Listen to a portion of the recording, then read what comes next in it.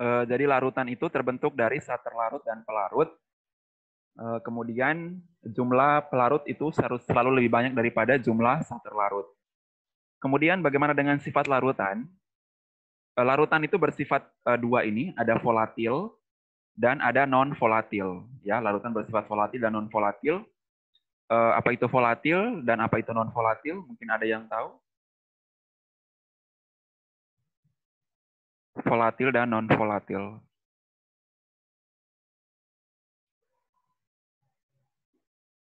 Tidak ada? Tidak ada ya. Jadi volatil itu adalah larutan atau zat yang mudah menguap. Volatil itu zat atau larutan yang mudah menguap. Kemudian non volatil adalah zat atau larutan yang tidak mudah menguap. Sifat yang mudah menguap itu volatil. Sifat yang sukar menguap itu adalah non volatil. Nah, kemudian larutan bersifat non volatil itu mengikuti hukum Raoult. Hukum Raoult ini nanti kita akan pelajari juga di materi ini, di sifat koligatif larutan pada bagian terakhir. Nah, kita kembali ke zat terlarut. Nah, zat terlarut itu merupakan salah satu komponen penyusun larutan ya. Salah satu komponen atau susunan yang membentuk suatu larutan, di mana konsentrasinya ini, konsentrasi dari zat terlarut itu sangat menentukan sifat koligatif. Sangat menentukan sifat koligatif. Saya ulangi, larutan terbentuk dari zat terlarut dan pelarut, tetapi yang menentukan sifat koligatif larutan adalah hanya zat terlarut, yaitu pada konsentrasi, bukan pelarut. Ya, zat terlarut, konsentrasi zat terlarut itu yang menentukan sifat koligatif larutan. Nah, kemudian sifat koligatif larutannya ada berapa? Ada 4 ya, sifat koligatif larutannya ada 4, yaitu penurunan tekanan uap, kenaikan titik didih, penurunan titik beku, dan tekanan osmotik. Tekanan osmotik. Ada 4. Nah, konsentrasi itu sama dengan jumlah ya, jumlah zat terlarut itu dinyatakan dalam besaran ini. Ada molalitas, ada molaritas, dan ada fraksi mol. Ada 3 besaran. Sebenarnya ada satu lagi namanya normalitas ya, tetapi normalitas sudah belajar di kelas 11. Yang dipelajari di kelas 12 yang ada hubungan dengan sifat koligatif adalah molalitas, molaritas, dan fraksi mol. Seperti itu. Nah, bagaimana dengan penerapannya dalam kehidupan? Kalian mungkin pernah dengar lintah, binatang yang namanya lintah. Tahu ya, lintah ya. Itu biasanya kalau gigit melekat ke manusia, ke kulit manusia, itu biasanya diteteskan dengan cairan garam. Itu biasanya dia langsung mati ya. Nah, itu merupakan salah satu penerapan dari sifat koligatif larutan. Kemudian mungkin kalian pernah dengar laut mati ya. Laut merah atau laut mati ya? Laut mati, laut mati. Laut ada mati. garam. Nah, kadar garamnya sangat tinggi sehingga orang yang berenang di laut mati itu mungkin tidak tenggelam. Mengambang. Mengambang. Nah, itu merupakan salah satu penerapan dari sifat koligatif. Sifat koligatif larutan. Atau enggak, mungkin yang mau fraksi-fraksi minyak bumi misalnya yang mau masuk teknik perminyakan itu pasti tahu itu ya. Itu pengolahan minyak bumi menjadi bensin, solar, aspal, aftur, LPG, gas. Nah, itu semua itu merupakan salah satu penerapan dari sifat koligatif larutan. Seperti itu ya. Jadi ini adalah peta konsep tentang materi-materi apa yang akan kita pelajari di materi sifat koligatif, di mana 75 sampai 80%-nya adalah perhitungan, ya, adalah bersifat kuantitatif, sisanya adalah kualitatif ya, teori atau konsep. Seperti itu ya. Nah, sekarang kita akan lanjut ke penjelasan secara umumnya sudah. Kita lanjut ke, saya tampilkan dulu PowerPoint-nya.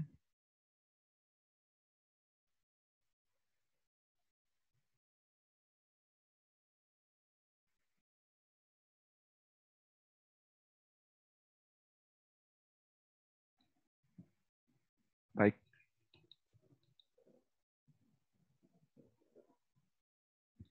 Oke, 12-1. Jadi kita masuk kepada sifat koligatifnya ya, pengertiannya. Jadi tadi di peta konsep tadi saya sudah menjelaskan bahwa sifat koligatif itu hanya ditentukan oleh zat terlarut. Zat terlarut. Makanya dia punya pengertian, sifat koligatif adalah sifat-sifat larutan ya. Sifat-sifat larutan yang tidak bergantung pada jenis, zat terlarut, tetapi hanya pada konsentrasi partikel terlarut. Jadi mau zat terlarutnya jenis apa saja, misalnya mau gula pasir kah, mau garam kah, mau kopi kah, mau urea, mau glukosa, sukrosa. Jadi itu terserah, jenisnya terserah. Yang penting yang berpengaruh di dalam itu bukan jenisnya, tetapi konsentrasinya, jumlahnya. Jumlahnya itu yang sangat berpengaruh terhadap keempat sifat koligatif ini. Kemudian, kalian sudah pernah pelajari tentang elektrolit dan non-elektrolit. Mungkin ada yang tahu apa itu elektrolit, apa itu non-elektrolit? Elektrolit pengantar listrik yang baik. Kemudian non-elektrolit? Ada suara. Tidak mengantarkan listrik. Oke. Iya. Kiki?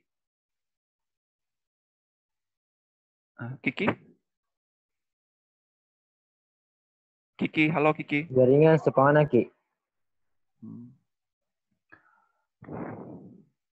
Baik, jadi elektrolit itu adalah larutan yang bisa mengantarkan listrik, non-elektrolit adalah larutan yang tidak dapat mengantarkan listrik. Jadi nanti ada perbedaan, ya, ada perbedaan antara sifat koligatif elektrolit dan sifat koligatif non-elektrolit. Itu nanti kita akan lihat kira-kira mana yang lebih besar ya pengaruhnya.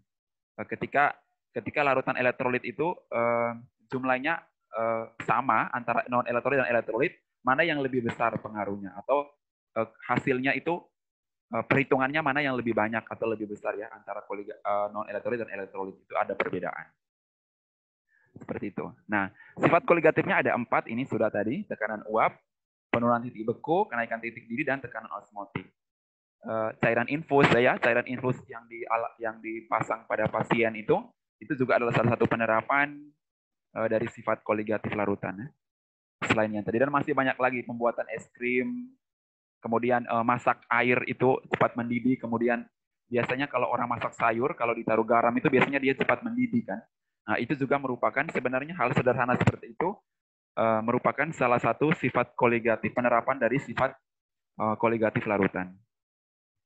Baik, selanjutnya, sebelum masuk ke keempat sifat koligatif, mungkin ada yang mau catat dulu. Nanti catatannya mungkin saya akan periksa ya catatan. Jadi setelah ini nanti saya mau bagikan dulu dia punya videonya. Jadi kalian mencatatnya cukup yang penting-penting saja. Misalnya ini kalian cukup catat di ini saja. Di yang pertama ini, saya kasih tunjuk ya. Yang ini, yang kotak ini, dengan yang sifat koligatif meliputi. Ya. Jadi ketika saya bagikan video, yang kalian catat di catatan adalah yang pertama ini dengan yang paling terakhir. Yang di tengah ini tidak usah. Oke.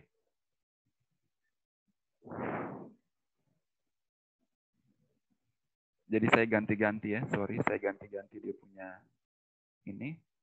Baik, saya lebih cocoknya ke media online, pembelajaran online Kuiper. Jadi ini saya ambil dari Kuiper video ya, PDF. PDF-nya saya ambil dari Kuiper video. Bagi yang berlangganan Kuiper mungkin bisa download materinya. Ini ya.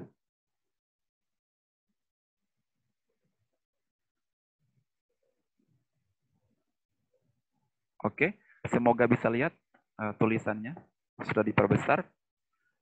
Jadi sebelum masuk ke sifat koligatif, sebelum masuk ke perhitungan sifat koligatif, kita akan melihat dulu beberapa perhitungan atau beberapa besaran stoikiometri yang berhubungan langsung dengan keempat sifat koligatif. Jadi tolong didengar penjelasannya baik-baik supaya sebentar nanti ada penyelesaian soal bisa diselesaikan.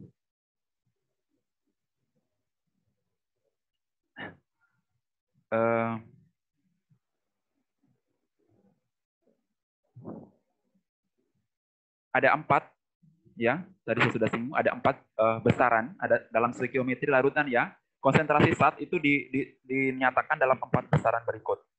Ada molaritas yang simbolnya M besar, ada molaritas yang simbolnya M kecil, ada fraksi mol yang simbolnya adalah X, besar, dan ada normalitas yang simbolnya N besar.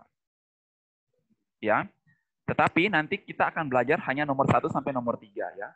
Molaritas M besar, molaritas M kecil, dan faksimol X besar. Gitu ya. Nah, molaritasnya simbolnya M kecil, makanya kenapa saya selalu ketika menjelaskan materi yang berhubungan dengan stoikiometri atau perhitungan, kalian saya meminta untuk menuliskan kata massa itu tidak boleh M kecil. Karena apa? Karena untuk membedakan massa dengan yang ini, molaritas itu kan disimbolkan dengan M kecil. Makanya ketika menuliskan rumus massa itu kalian harus menuliskan lengkap ya. MASSA. MASSA. Begitu. Seperti itu. Cecilia Senduk ini sepertinya mengarah ke tempat lain.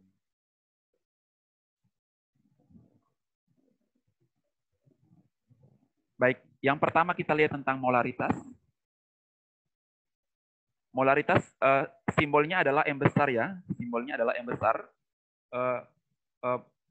Apa ya? Pengertiannya adalah jumlah mol zat terlarut dalam setiap 1 liter larutan. Jadi zat terlarut dalam 1 mol zat terlarut yang dilarutkan dalam 1 liter larutan.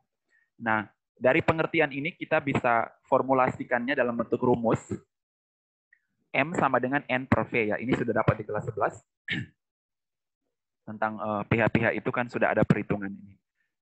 Jadi molaritas simbolnya adalah M besar sama dengan N adalah mol zat terlarut, kemudian V adalah volume larutan ya. Setiap liter. Satuan dari molaritas adalah mol per desimeter kubik atau mol per liter atau disimbolkan dengan M besar. Ini. Jadi biasanya yang dipakai adalah mol per liter atau M besar. Ya. Liter pangkat minus 1 atau desimeter pangkat minus 3 itu sama ya. Sama. Ini kan mol per desimeter. 1 desimeter kubik itu sama dengan 1 liter. Jadi sama. Begitu. Nah. Jadi M sama dengan N per V. Semoga bisa diingat. N adalah mol zat terlarut, satuannya adalah mol. Kemudian volume V, satuannya adalah liter. Ya, liter ya, bukan mililiter. Jadi apa ya? Mol itu mol per liter. Jadi harus mol dan harus liter ya kalau dalam perhitungan. Biasanya MIA 1, 12 MIA 1 dalam soal itu biasanya dia pakai mililiter. Karena apa? Karena biasanya orang eksperimen di laboratorium itu biasanya dia dalam volume yang kecil, yaitu dalam satuan mililiter, karena tidak mungkin kita pakai misalnya larutan glukosa yang 1 liter, itu kan tidak mungkin ya. Jadi kita pakai mililiter, tetapi ketika menghitung molaritas, kalian harus konversikan atau harus salin satuannya dari mililiter ke liter. Jadi dibagi 1000 ya, mililiter ke liter dibagi 1000. Seperti itu. Baik, semoga jelas, semoga bisa paham. Nah, rumus yang kedua dari molaritas apabila dalam soal itu diketahui massa dan MR itu MM ya, sama ya, MR massa molekul relatif itu sama dengan MM massa molar. Jika diketahui massa dan MR atau MM dan volumenya dalam satuan mililiter ya, mililiter, bedakan yang di atas itu liter, yang di bawah mililiter. Maka molaritasnya dapat dirumuskan atau diformulasikan sebagai berikut. Seperti ini. Kalian boleh tuliskan di situ M sama dengan ya, diubah dulu ya. Ini ada kekeliruan mungkin ya. Sebenarnya ini gram, ini adalah satuan. Jadi M sama dengan massa. Ditulis di situ rumus keduanya, M sama dengan massa per mm. Massa per mm kali 1000 per V dalam mililiter. Jadi yang diubah itu hanya ini saja. G-nya diganti dengan massa, per MR-nya diganti dengan mm. MR itu kan tidak menggunakan satuan, sementara mm itu satuannya gram per mol. Ya, jadi M besar sama dengan massa per MR, massa per mm, M kecil semua ya, mm itu, kali 1000 per V dalam satuan mililiter. Begitu. Jadi sebenarnya ada perbedaan dua ini.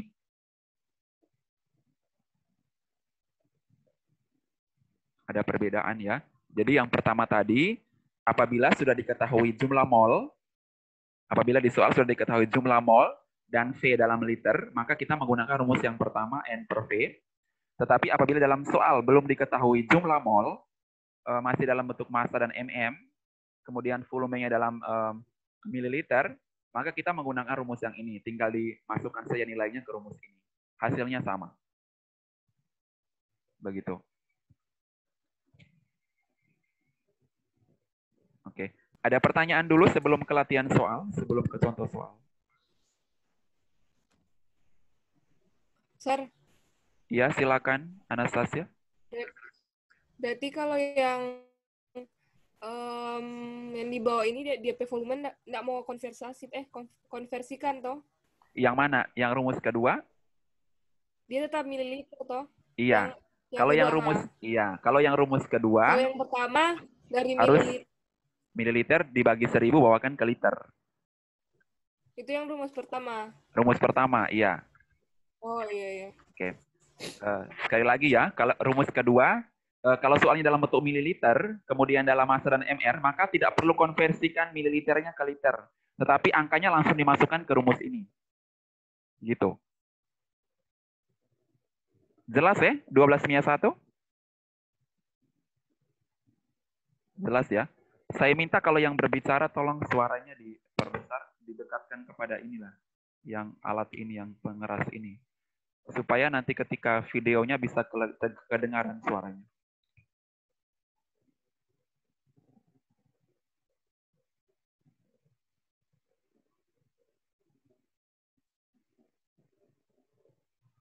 Oke, terima kasih Anastasia.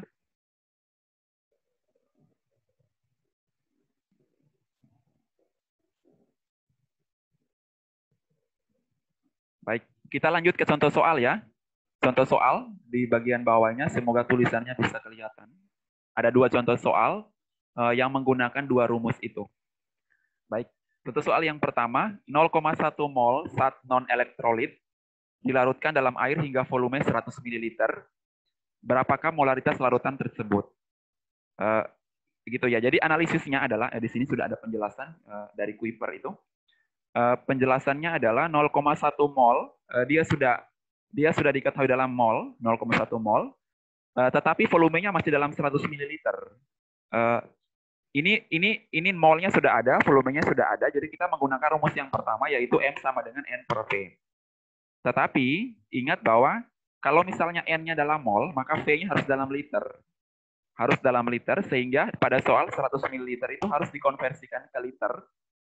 Jadi pada soal telah diketahui bahwa jumlah zat 0,1 mol dan volume larutan adalah 100 ml. Sehingga dikonversikan, 100 ml-nya dikonversikan ke liter bagi 1000, dapat 0,1 liter. Begitu. Saya pikir jelas ya. Jadi M sama dengan N per V, 0,1 mol dibagi 0,1. Iya, George. Jadi pada soal itu 100 ml, volumenya masih dalam 100 ml, sehingga kita harus mengkonversikannya dulu ke liter. Ya, konversikannya dulu ke liter. Karena apa? Karena jumlah zatnya dalam bentuk mol, dalam satuan mol. Kemudian 100 ml-nya dibagi dengan 1000 ke liter ya, naik 3 tangga kalau di itu konversi satuan. Makanya 100 ml dibagi 1000 dapatnya 0,1 liter. Begitu. Setelah itu dimasukkan ke rumus M sama dengan N per V. Jadi 0,1 mol dibagi dengan 0,1 liter, hasilnya adalah 1 molar. Ya, 1 molar, atau bisa juga kalian menuliskan 1 mol per liter. Sama ya satuannya, 1 mol per liter atau 1 molar yang besar. Sir, kalau misalnya DP soal diketahui massa per mm, kan itu N di rumus pertama, DP rumus kan massa per mm. Pakai rumus pertama atau rumus kedua? Ini ada contoh soal yang kedua mungkin. Bisa menjawab pertanyaan itu. Maksudnya bagaimana kalau misalnya dalam massa dan mm, tapi kalian mau pakai rumus yang pertama, begitu? Iya, soalnya kan kalau N kan diperumus masa per mm toh. Iya, boleh ya. Boleh? Ya. Oh, Nanti kita masuk dulu di soal nomor 2 dulu. Baru nanti mau dijelaskan kalau misalnya mau pakai rumus soal nomor 2 tetapi mau pakai rumus yang pertama. Gitu maksudnya ya. Ada pertanyaan dulu?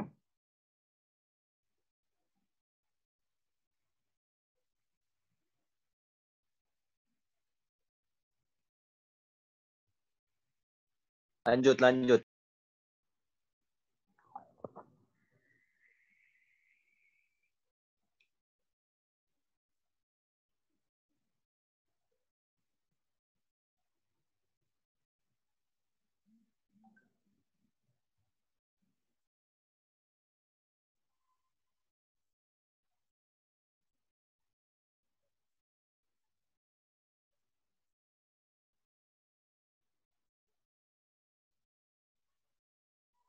Baik, kita lanjut ke soal nomor 2.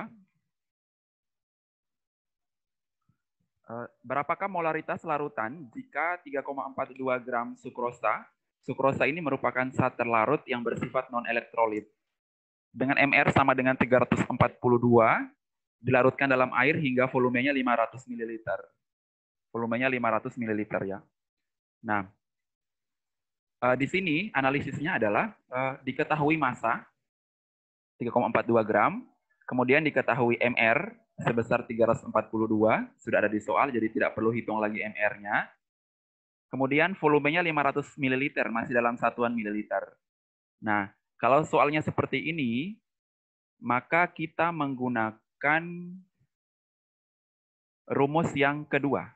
Ya, boleh sih menggunakan rumus pertama, tetapi untuk ini kita menggunakan dulu rumus yang kedua ya. Nanti sebentar baru dijelaskan apakah bisa pakai rumus yang pertama. M sama dengan massa per mm kali 1000 per V dalam mililiter. Ya, rumus yang kedua ya, sama dengan massanya dimasukkan ini 3,42 gram. 3,42 per mm-nya 342 kali 1000 per 500 mililiter. 1000 per 500 mililiter. Jadi tidak konversi. Langsung masukkan angka-angka yang ada di soal, langsung dimasukkan ke rumus. Begitu. Nah, setelah itu 3,42 bagi 342 itu hasilnya adalah 0,01. Semoga benar ya hasilnya. Benar ya, saya sudah tes. 3,42 bagi 342 adalah 0,01. Kemudian 1000 bagi 500 hasilnya adalah 2. Begitu. Sehingga 0,01 kali 2 dapat 0,02 M atau 0,02 mol per liter. Mol per liter. Jadi sebenarnya angka 1000 ini kan sebenarnya turunan dari rumus pertama tadi. Jadi angka 1000 ini kalau ada yang bertanya dari mana, 1000 ini adalah dari mililiter ke liter. Ya, dari mililiter ke liter itu. Ini sudah diturunkan, makanya dia dibalik jadi 1000 per 500. Gitu ya. Makanya nanti terakhirnya satuannya adalah mol per liter, bukan mililiter lagi, karena sudah ada angka 1000 ini yang mewakili konversi satuan dari liter ke mililiter. Begitu. Nah, sekarang kalau misalnya kita menggunakan rumus soal nomor 2 ini, tetapi kita tidak menggunakan rumus ini. Tapi dari kalian saja, kalau misalnya merasa gampangnya yang langsung kasih masuk seperti ini, boleh juga sih, lebih gampang juga kalau yang ini kan. Jadi perhitungannya kalian boleh 3,42 bagi 342, baru kali dengan yang ini boleh, atau tidak kalian boleh 3,42 kali 1000 hasilnya berapa? Hasilnya berapa dulu, baru dibagi dengan 342 kali 500. Seperti itu. Jadi carilah cara yang paling mudah, mana yang ini. Gitu.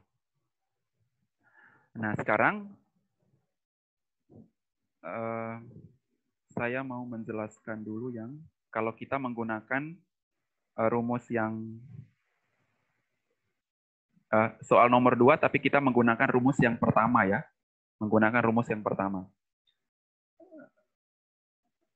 Jadi tadi itu yang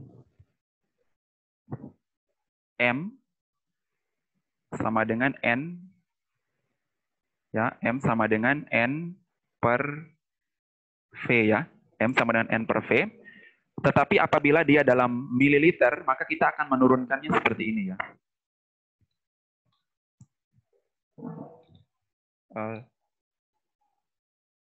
M, jadi M sama dengan, rumus N itu adalah massa per mm, kan? Massa per mm.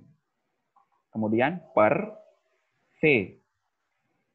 Per V yang mililiter, ya, per V yang mililiter. Kemudian M sama dengan massa per mm per, mililiter ini kan kita harus konversikan ke liter kan? Konversikan ke liter. Berarti dia bagi 1000 kan? Naik angka bagi 1000, jadi V per 1000. Jadi V yang dalam mililiter dibagi dengan 1000 karena harus konversi ke liter. Nah, setelah itu baru M sama dengan massa per mm diubah jadi kali. Ya. Ini kan per ke bawah ya, per ke bawah, massa per mm per V per 1000 ke bawah ya. Jadi kali, kalau dikali kan penyebutnya dibalik kan. Jadi makanya jadi 1000 per V dalam mililiter. Nah, begitu ya. Semoga bisa paham ya rumus yang tadi yang kedua itu sebenarnya turunan dari rumus yang pertama itu. Kalau misalnya volume dalam mililiter. Seperti itu. Nah, sekarang kita mau menyelesaikan lagi 1 menit. Soal kedua menggunakan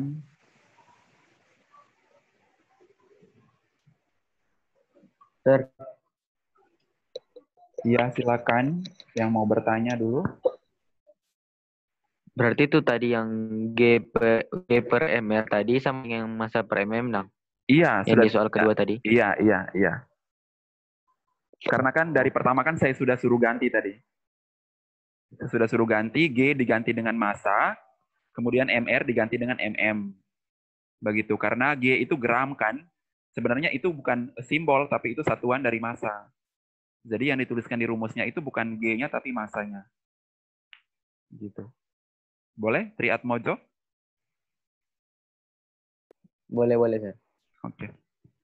Ini mau apa dulu? Mau lockout dulu? Nanti mau masuk lagi kurang 1 menit.